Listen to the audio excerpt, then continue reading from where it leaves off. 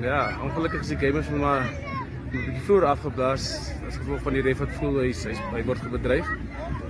Maar die eerste helft was een rowwe helft geweest. Ons het geweten hulle sal kom voor ons. Ik denk dat was een eye-opener voor ons boys geweest. Die voorbereiding was goed geweest.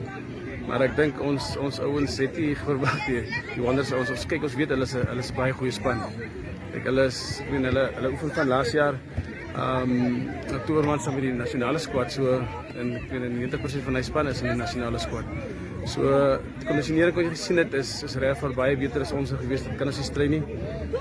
Jy kan nie met fikse spelers speel nie, maar die kondisionering moet ook daar wees. En dit is vinnig vir ons gewys vandag.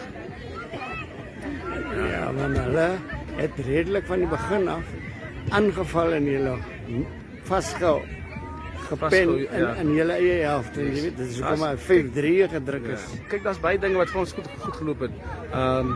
Ik meen, hulle het baie goeie lijst. Ik meen, Skroef en Joe wat daar spring, maar ons het hulle geoutsmart op die tyd. Hulle het ook julle balle skoon gekry meer later. Die scrums was albei spanne was solid geweest. Ja, daar was 'n besluit geweest op die veld waar die dominerende skam geblaas was. Maar het is maar menselijk, maar soos ek sê, nie een van die gereis het reg waarom om scrums 100% te blaas. En nie een was 'n stit geweest nie. Ek glo nie een stit kan 'n ref wees nie. So dat sal altyd maar daai human factor in wees daar, maar is fyn. Dit mense moet maar om speel. Ja, dat is baie sleg, jy weet, as hy hier kom speel en die skare BC referee, ja, natuurlik sleg vir ons 29-0 voor halftyd, 5-3, ons wil graag die tweede helft die kraan 'n bietjie opgedraai het en natuurlik die 7-3 gekry het vir die dubbel bonuspunt, so definitief affekteer dit ons.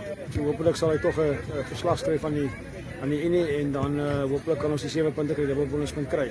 Aangesien dit Rebels se bestuur is wat hom glo gebeels het, So ja, dit is sleg vir ons natuurlik, sleg vir rugby en dan Namibië, maar ja, dit is wat dit is en ons gaan nou nie te veel daarvan maak nie. Soos ek sê, net op die punte leer gaan dit net vir ons affekteer.